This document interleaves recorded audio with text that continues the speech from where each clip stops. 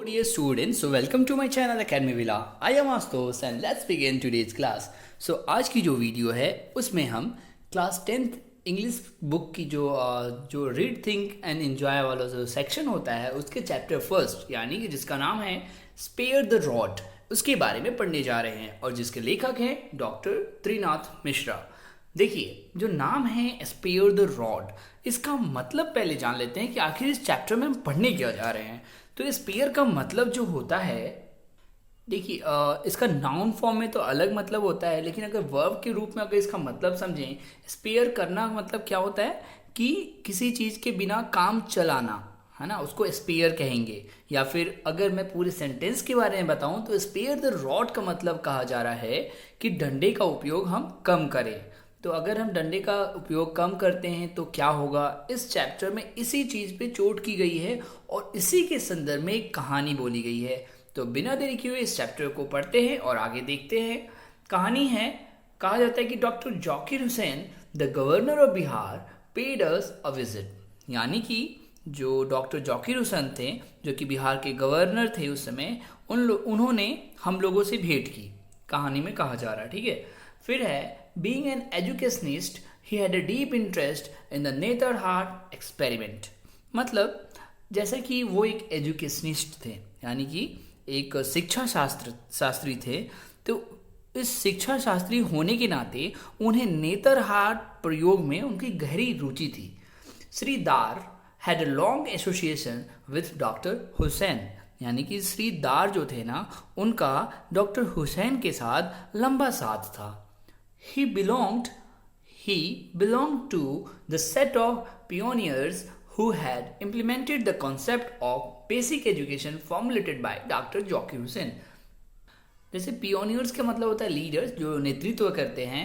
तो कहा जा रहा है कि जो डॉक्टर श्रीदार जो थे उनके बारे में बताया जा रहा है कि he belong to the set of pioneers, वो वैसे लोगों के साथ थे, वैसे नेता लोगों के साथ थे जिन्होंने जो डॉक्टर जाकिर हुसैन के द्वारा बेसिक एजुकेशन की जो नींव रखी थी, फॉर्मुलेट किया था, कॉन्सेप्ट बिल्डिंग किया था डॉक्टर जाकिर हुसैन ने, जो बेसिक एजुकेशन का, उसको इम्प्लीमेंट करने वाले जो पियोनियर्स थे ना, उनके साथ भी उनका नाता था, कि इनका श्रीधर का।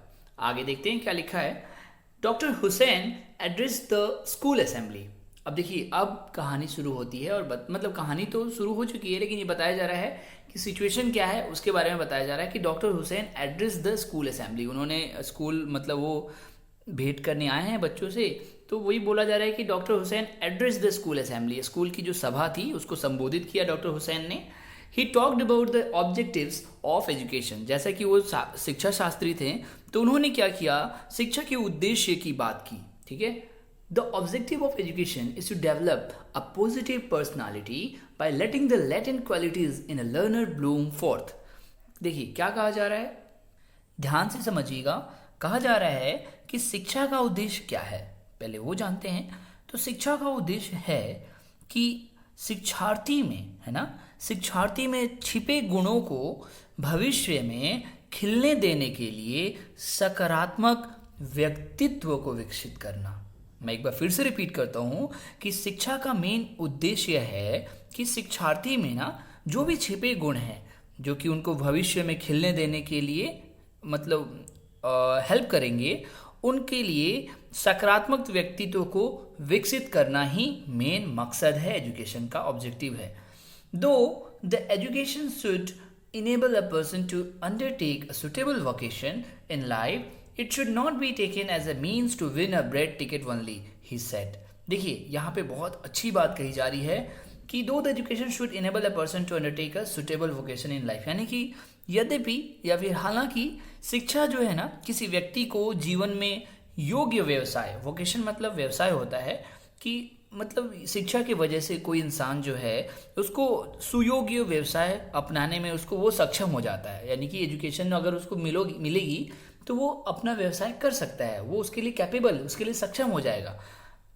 लेकिन जरूरी क्या है, it should not be taken as a means, लेकिन कहा जा रहा है कि यह केवल रोटी पाने के लिए, प्रमाण के अर्जन के लिए साधन के रूप में नहीं लिया जाना चाहिए, है ना। मतलब कहा जा रहा है कि बस ये रोटी खाने के लिए इतना कमाई हो, उसके लिए बस इतना एजुकेशन नहीं है। उसका मेन मतलब ये नहीं है, मेन मतलब कहा था हमने पहले पढ़ लिया ऑब्जेक्टिव क्या होना चाहिए, ठीक है ना। This was fully in tune with the Netherhart philosophy so it drew a wholesome applause from the audience.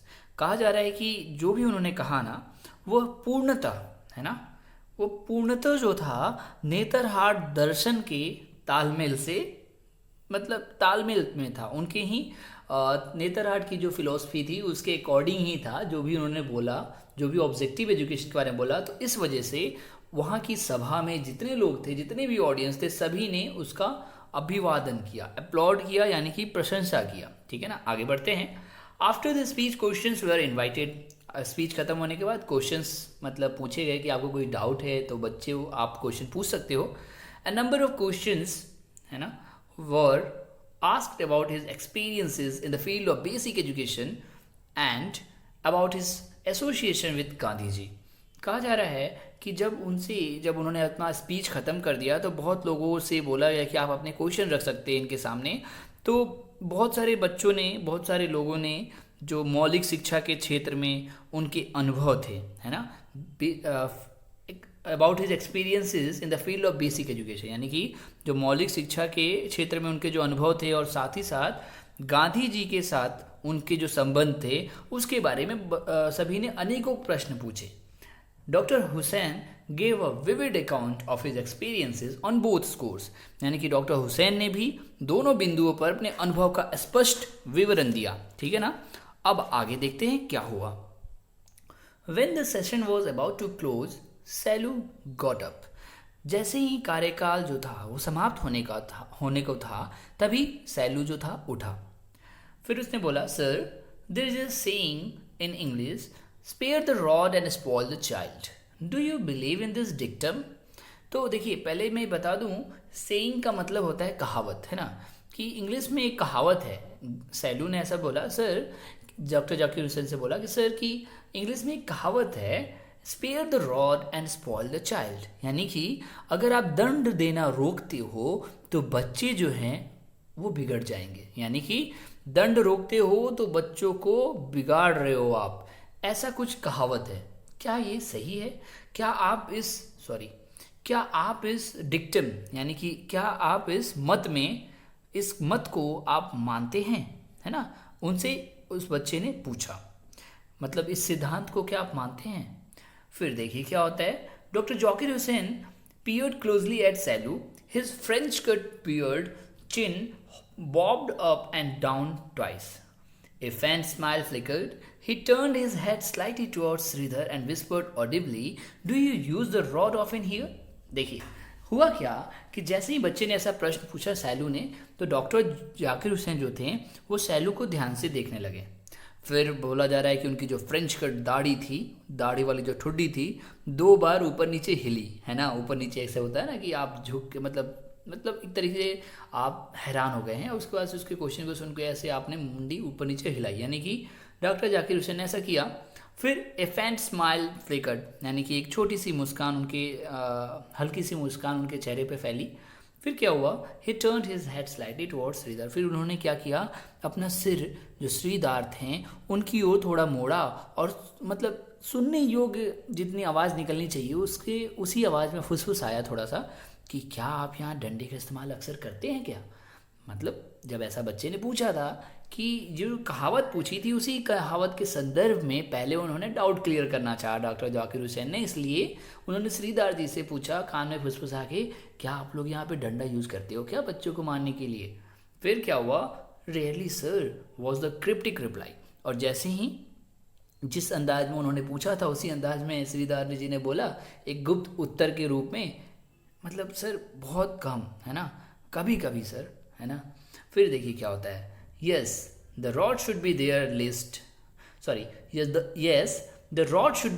lest a child gets spoiled, Dr. Hussain replied. But before the teacher picks up the rod, he should deeply ponder over all the options and alternatives. देखिए बहुत सही बात बोली गई है। पहले तो doctor Hussain ने बोला, है ना, कि जैसे कि हाँ डंडा रहना चाहिए ताकि कहीं बच्चा बर्बाद ना हो जाए, ये बोला जा रहा है ना।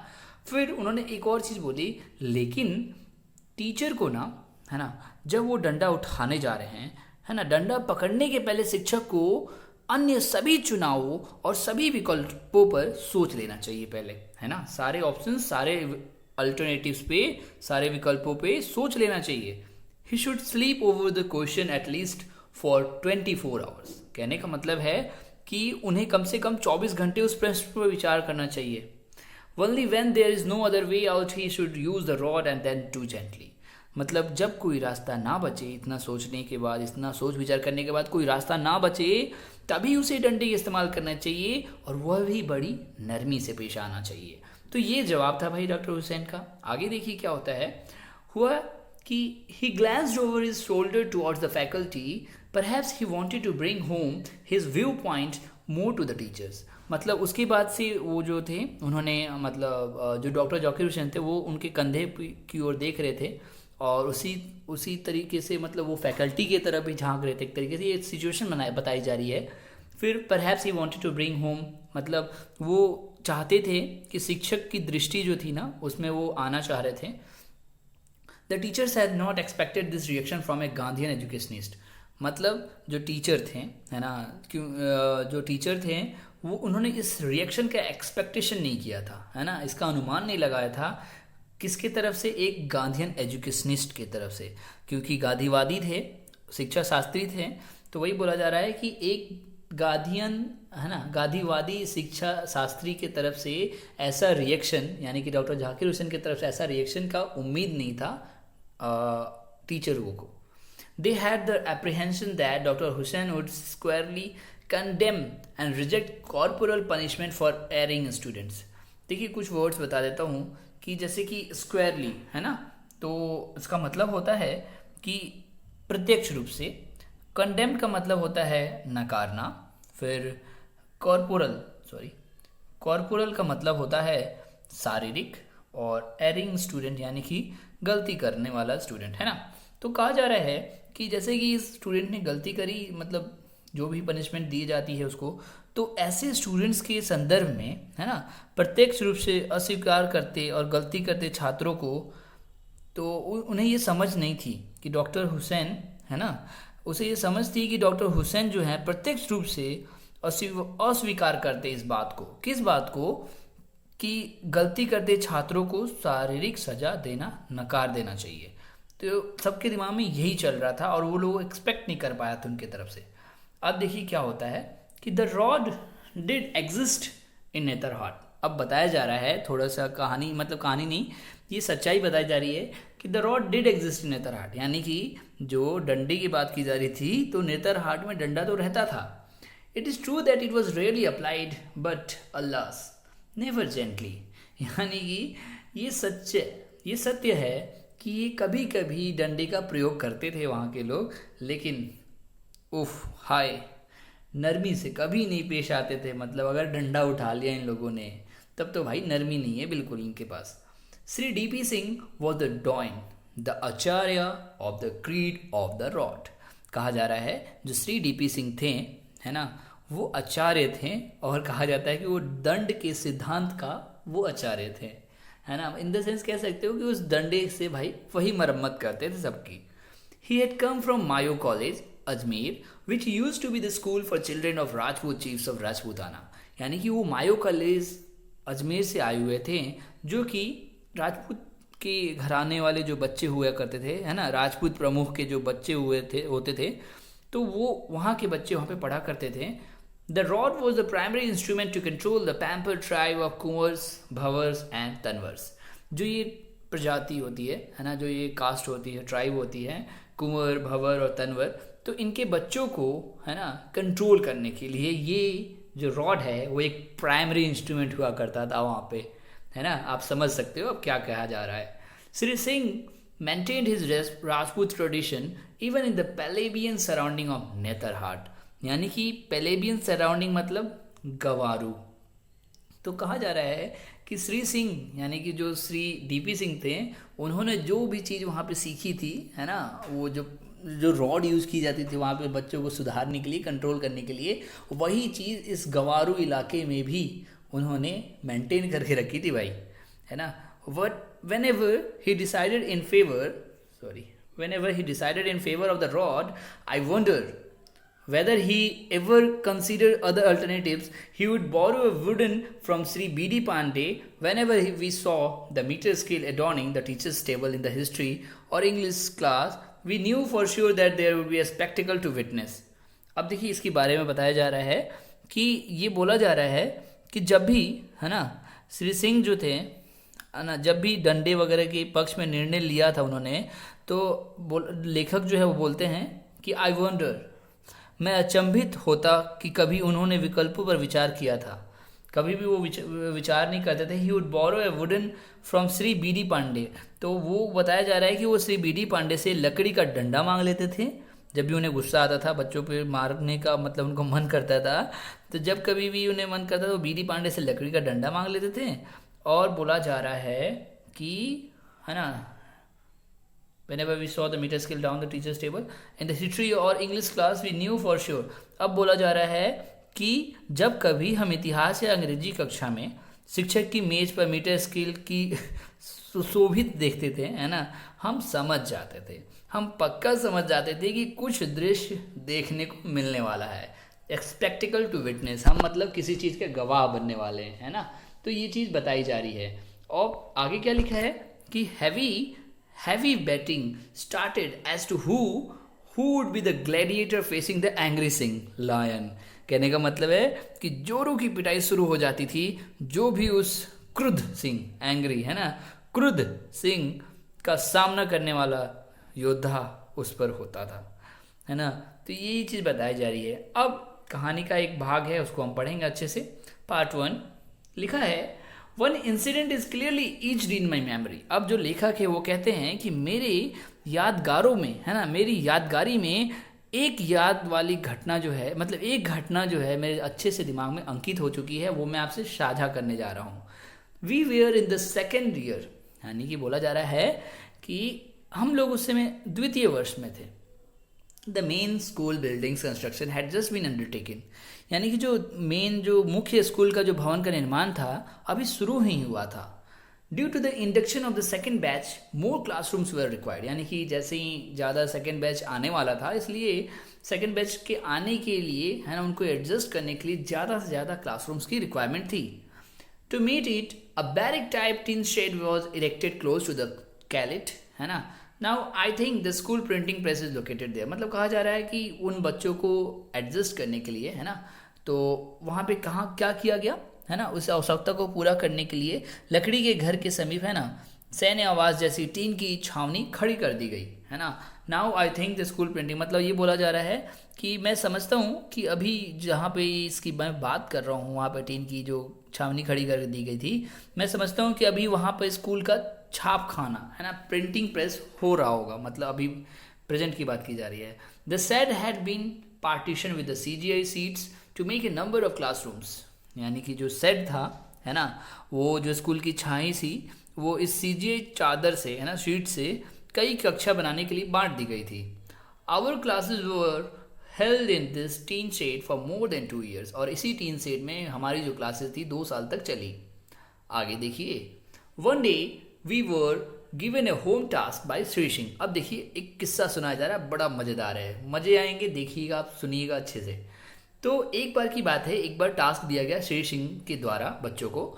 This was to write a letter to friend in English describing the change of seasons in Netarhat, यानी कि जो होमवर्क दिया गया था उसमें बोला गया था कि आपको एक लेटर लिखना है अपने दोस्त को एक लेटर लिखो इंग्लिश में, जिसमें ये बताया जा रहा होगा कि नेतरहाट के जो सीजन है वो कैसे चेंज होते हैं ना, वहाँ के मौसम के बदलाव के बारे में अपने दोस्त को एक चिट्ठी लिखो इंग्लिश में। आगे क्या होता है कि our answers were to be submitted by next morning, और जो क्वेश्चन दिया गया जिस दिन, उसके अगले सुबह आपको क्वेश्चन के आंसर यानी कि उस लेटर को सबमिट करना था। Compare to other my English composition was better, यानी कि औरों के मुकाबले मेरी जो इंग्लिश की समझ थी वो थोड़ी अच्छी थी। अब क्या होता है कि I had the advantage of studying in school run by Jesuits where proficiency in English was given more weightage compare to government run schools, यानी कि गवर्नमेंट के द्वारा जो स्कूल चलाए जाते थे उनके कंपैरिजन में मैं एक जेसुइट्स यानी कि जो अंग्रेज वाले होते, सॉरी, जो क्रिश्चियंस कि होते हैं ना, एक ईसाई दल के सदस्यों को जेsuits बोलते हैं, तो उनके द्वारा जो स्कूल रन किए जाते हैं वहाँ पे मैं पढ़ाई करता था। उसका मुझे एडवांटेज मिला कि मेरी इंग्लिश थोड़ी अच्छी थी इन कंपैरिजन टू गवर्नमेंट के स्कूल्स के। तो हुआ क्या, I could compose this letter in the evening itself, यानी कि आज होमवर्क मिला और आज ही शाम को लेखक जो कह रहे हैं वो कि मैंने वो होमवर्क कर लिया। Premchand Singh, my class fellow, was a very bright student but English was his Achilles heel। देखिए Achilles heel का मतलब बहुत अच्छा वर्ड है, ये समझ लीजिएगा। Achilles heel का आप यूज़ कर सकते हैं जब कभी भी आप कमजोरी को, अपनी कमजोरी को शेयर करना चाहते हैं किसी के साथ, तो उस कमजोरी के वर्ड की जगह आप Achilles heel, बहुत प्रोफेशनल वर्ड लगता है, इसे यूज़ कर सकते हैं। यानी कि कहा जा रहा है कि Premchand Singh, my class fellow, was a very bright student but English was his Achilles heel। यानी कि प्रेमचंद सिंह के बारे में बता रहे हैं लेखक कि वो मेरा दोस्त था, वो मेरा क्लास फेलो था और वो बहुत ब्राइट स्टूडेंट था, लेकिन इंग्लिश जो थी उसकी कमजोरी थी, Achilles heel, है ना। Moreover that evening he was pitted against Lakshmi Narayan in a game of chess. बोला जा रहा है कि उसी शाम को क्या हुआ था, है ना, वो लक्ष्मी नारायण के साथ शतरंज के खेल में भिड़ा। But both were top ranking chess players of the school. दोनों के दोनों जो थे, प्रेमचंद और जो लक्ष्मी नारायण जिसके साथ वो गेम खेल रहा था चेस का, दोनों के दोनों बहुत ही माहिर खिलाड़ी थे चेस के, उस स्कूल के। As a result he could spare no time for the English composition. और इसी वजह से क्या हुआ, है ना, उसको टाइम नहीं बचा सका वो, है ना, अपने इंग्लिश के काम के लिए। अब देखिए आगे क्या होता है। नेक्स्ट मॉर्निंग, है ना, he approached me and asked me for my answer book. अगली सुबह जो था, जब वो चेक कराने का टाइम आया, तो उसने मेरे पास आया और मेरे से आंसर बुक के लिए डिमांड करी। आई रीडली ऑब्लाइग्ड, है ना, कि मैं तुरंत उसे अपना कॉपी जो था दे दिया मैंने, answer book. Hurriedly Premchand copied my letter word by word in his answer book and submitted it. मतलब बहुत जल्दीबाजी में प्रेमचंद ने क्या किया, मेरी सारी चीज़ें जो भी लेटर में मैंने लिखी थी वो हर एक चीज़ डिट्टो का डिट्टो उसने कॉपी में अपने उतार लिया और उसको सबमिट कर दिया। He did not even alter the proper name of my friend to whom I had addressed the letter। मतलब उसने इतनी कॉपी करी, वो ये भी भूल गया कि उसको एटलीस्ट जिसको अपने फ्रेंड को जिसको वो भेजने वाला था, तो वो उसका नाम भी वो मेरे वाला ही उतार दिया, है ना। ये लेखक बोलता है। अब देखिए आगे क्या होता है, मज़ेदार आने वाला है। When we entered, है ना, When we entered the English classroom on the subsequent day, we found the ominous meter scale on the top of the teacher's table। यानी कि जो ominous का मतलब पहले बता दूँ, अपशगुन, है ना। तो बोला जा रहा है कि जब हम अगले दिन अंग्रेजी कक्षा में प्रवेश किए और हमने शिक्षक की मेज पर वह अपशगुन वाला मीटर स्केल देखा, है ना, it sent a chill down our spines. यानी कि जैसे हम देखा, हमारी रीढ़ की हड्डियों में सिहरन पैदा कर दिया उसने। All chit chat ceased at once, यानी कि सारी जो खुसर फुसर हो रही थी, बातचीत हो रही थी, सब तुरंत रुक गई। We waited with bated breath to find out as to whose back was going to brave this burden. यानी कि बोला जा रहा है कि अब सभी लोग इस चीज़ का इंतजार कर रहे थे, हम लोग इस बात से सताए जा रहे थे कि अब पता नहीं किसकी पीठ पर ये बोझ उठाने वाला है ना, ये जो स्टिक है किसकी पीठ पे बजने वाला है, ये सभी सोच रहे थे, है ना, वेट कर रहे थे इसका।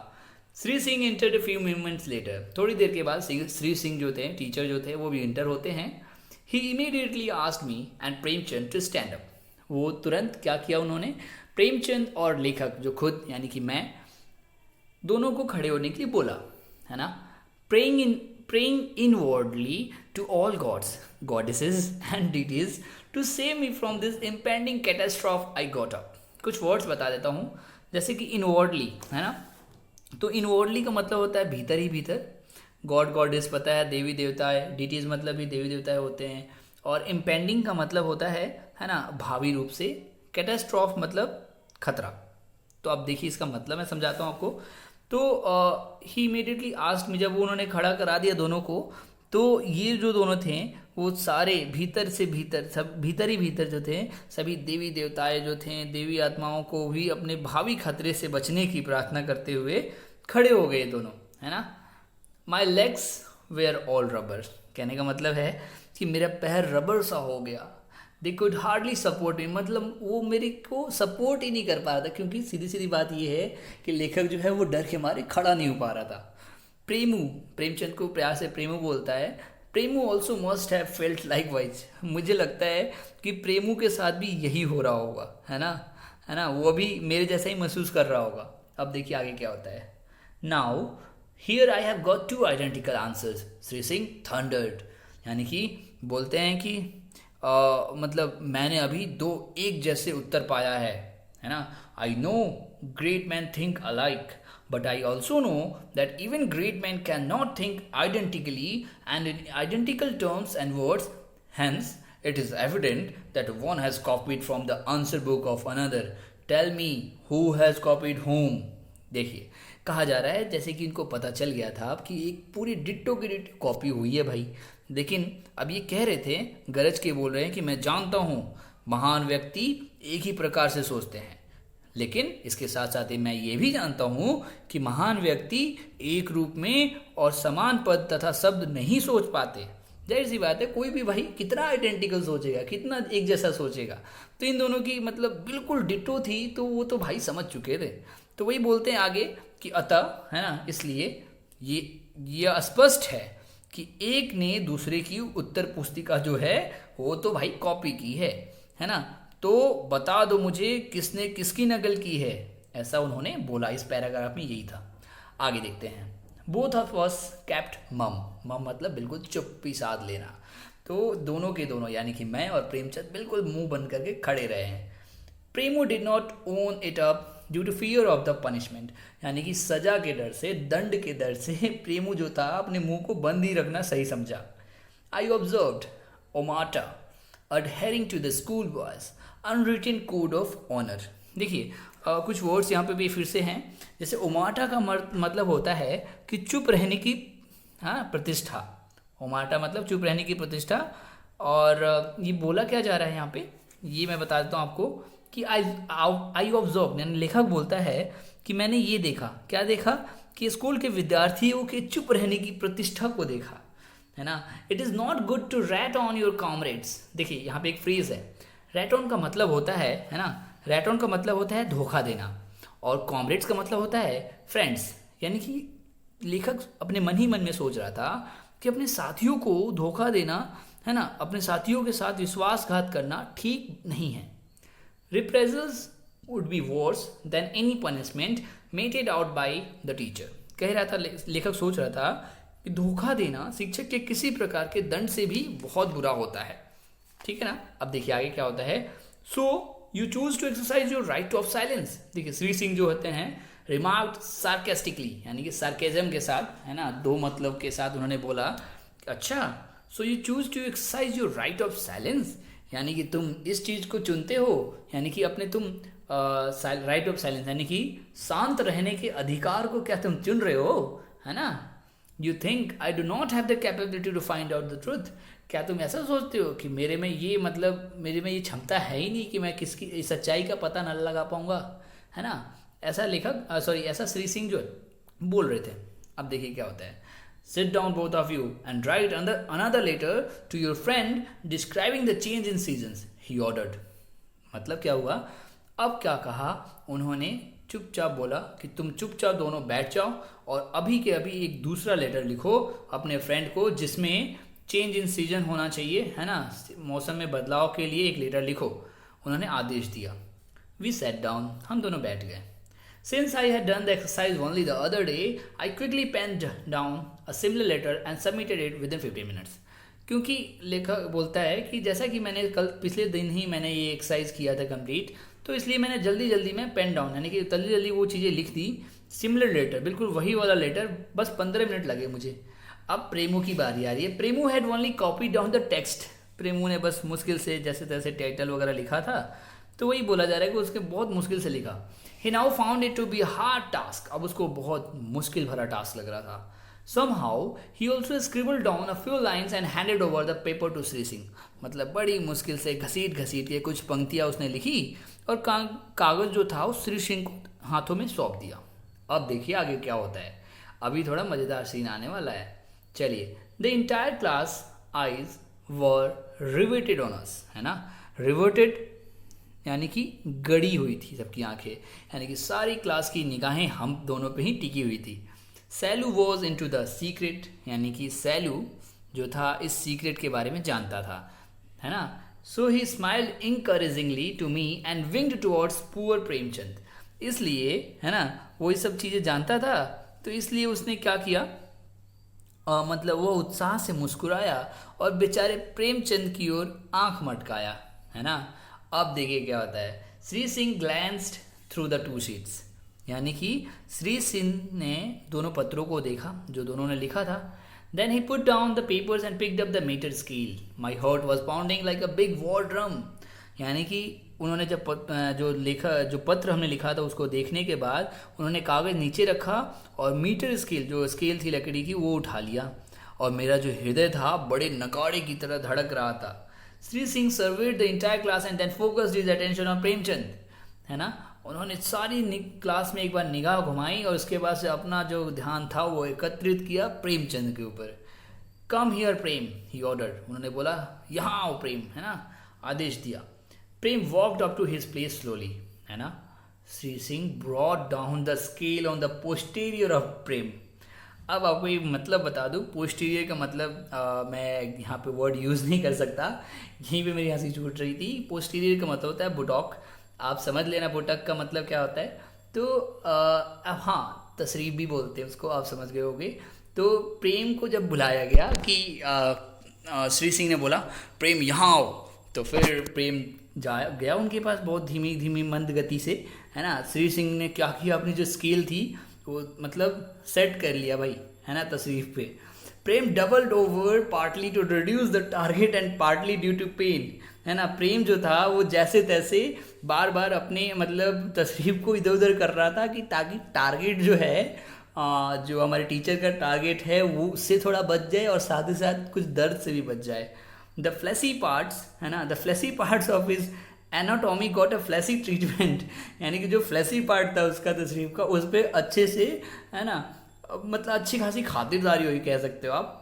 Mercifully after 4-5 whackings the scale broke down. Whackings मतलब प्रहार, यानी कि बहुत बेरहमी से जो श्री सिंह ने उसको मारा था, 4-5 बार मारने के बाद ही वो जो स्केल थी वो टूट गई. और अभी देखिए क्या होने वाला है. प्रेम लैप्स्ड इनटू हिज नेटिव टंग, है ना. अब प्रेम ने बोला, है ना, अपने देसी बोली में फूट पड़ा. वो बोलता है भोजपुरी में, entreating Shri Singh to spare him, मतलब अपना ध्यान जो था उसने बोला, ऐसे बोला कि ध्यान दिलाना चाहता था अपने टीचर का, कि खुद को छोड़ देने के लिए श्री सिंह से प्रार्थना करने लगा और बोला मात साहब दया करी, अब हम ऐसा ना करब, है ना. इसका मतलब है कि please have mercy upon me my teacher, I shall not do it again, है ना, कि आप ऐसा मत करो मेरे साथ, मेरे पे दया करो, रहम करो, अब मैं ऐसा नहीं करूँगा. ही क्राइड आउट, वो चिल्लाया, है ना. Once the instrument broke down Shri Singh ordered him back to his desk and resumed his teaching of English composition. तो ये सब होने के बाद श्री सिंह ने उसको ऑर्डर दिया, तुम अपने सीट पे जाके बैठो, और फिर उन्होंने अपनी जो क्लास थी वो पढ़ाना शुरू कर दिया. लकीली सच इंसिडेंट्स वर रेयर. अब बताया जा रहा है कि हाँ, सौभाग्यवश, है ना, ये चीज़ें जो थी बहुत रेयर होती थी, है ना, और भाग्य से ऐसी घटनाएं कभी कभी होती हैं. फिर बोला जा रहा है कि the usual punishments meted out for indiscretions and misconduct were chakkars, extra sweeping assignments and the withholding of the sweet dish.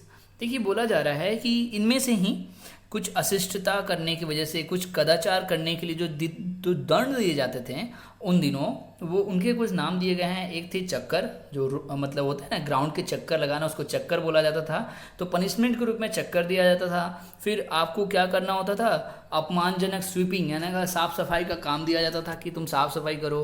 फिर उन्हें बोला जाता था कि हाथ में स्वीट डिश, है ना, मिठाई वाली कुछ डिशेस जो थी हाथ में पकड़ के खड़े रहो, लेकिन देखना है बस. तो ये भाई बहुत बुरी, मतलब एक तरीके से पनिशमेंट्स होती थी पहले की. तो वही बोला जा रहा है, चक्कर के बारे में बताया जा रहा है. Chakkars had been introduced by mister Napier and it became the regular regiment, है ना. बोला जा रहा है कि मतलब रेजिमेंट मतलब होता है एक सिस्टम बना देना, अनुशासित तंत्र बोल दीजिए. तो वही बोला रहा है कि मिस्टर नेपियर के द्वारा ये चक्कर जो था प्रस्तुत किया गया था, और ये सामान्य अनुशंसित तंत्र बन चुका था, है ना, रेगुलर रेजिमेंट बन गया था. It mean going round the 440 yard track at the double, यानी कि एक चक्कर का मतलब इसका मतलब था कि 440 गज मार्ग का दोगुना चक्कर, है ना। For minor infringements normally 4 chakkars were awarded, है ना। देखिए ये कह रहा है इनाम दिया जाता था, पुरस्कार दिया जाता था, किसके लिए? हल्के फुल्के कोई काम उल्लंघन लोग कर देते थे सामान्यतः, तो उनको 4 चक्कर का पुरस्कार दिया जाता था। द ऑर्डर वुड बी 4 चक्कर, ऐसे बोला जाता था, आपको 4 चक्कर दिए जा रहे हैं, है ना। फिर the alliteration made it all the more appealing to the teachers, है ना। फिर ये बोला जा रहा है कि पुनरावृत्ति, है ना, ऐसे शिक्षकों के प्रति बहुत ही आकर्षक बना देते थे। Sometimes the number of chakkars was not mentioned, कभी कभी तो ऐसा होता था कि उन्हें बोला ही नहीं जाता था कितने चक्कर लगाने हैं। फिर क्या होता था? In that case the boy had to keep running round and round till further orders, यानी कि उसे तब तक दौड़ते रहना था, तब तक चक्कर लगाते रहना था, इतने चक्कर जब तक उनको दूसरा ऑर्डर नहीं मिलता है कि भाई रुक जाओ, है ना। The prevalence of this practice was such that one could see 1 or 2 boys doing the rounds at any hour of the day. मतलब इसकी जो कह सकते हैं कि इस अभ्यास का ऐसा प्रचलन बन चुका था ये चक्कर लगाने का कि कोई भी 1-2 लड़कों को दिन भर में, है ना, किसी भी समय चक्कर लगाते देख सकते था। अब देखिए लास्ट है ये paragraph. The visitors were not aware of this mode of punishment when they saw the boys running around the track they presumed that they were practicing for track events। मतलब जो विजिटर्स, जो आगंतुक होते हैं, वहाँ के लोग जो आते थे विजिटर्स वहाँ स्कूल घूमने को, तो वो जो थे ना इस बात से अवगत नहीं थे भाई इस कौन सी टाइप की पनिशमेंट है, ये चक्कर के बारे में उनको नहीं पता था। वे ऐसा सोचते थे कि ये जो बच्चे हैं, ये जो ट्रैक के चारों ओर घूम रहे हैं, वे कुछ ट्रैक इवेंट, है ना, कोई इवेंट की तैयारी कर रहे हैं, कोई प्रैक्टिस कर रहे हैं, किसी चीज़ की तैयारी कर रहे हैं भाग दौड़ करके, है ना। वंस एक बात बताई जा रही है एक बार की कि once an elderly couple were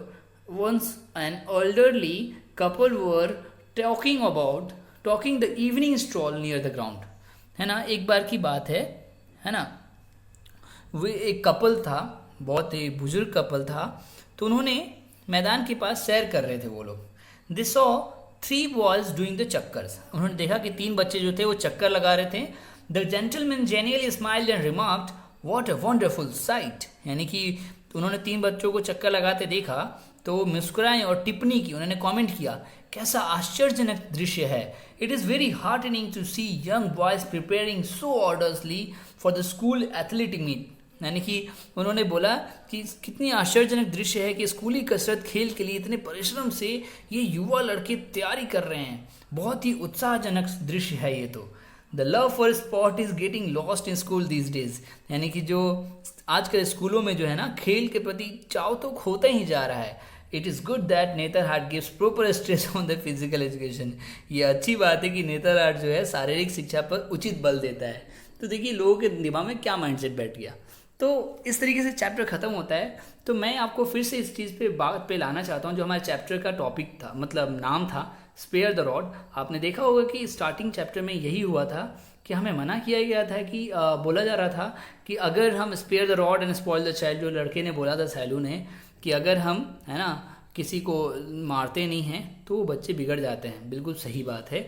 तो उसी की सज़ा दी थी यहाँ पे। एक कहानी का मतलब एक किस्सा लेखक को याद था तो उन्होंने भी सुनाया। तो इस तरीके से ये चैप्टर मुझे तो बहुत अच्छा लगा। आपको कैसा लगा प्लीज़ कमेंट सेक्शन में लिख के ज़रूर बताएं। अगर फिर भी कोई क्वेरी है प्लीज़ मेरे कमेंट सेक्शन में बताएं, है ना।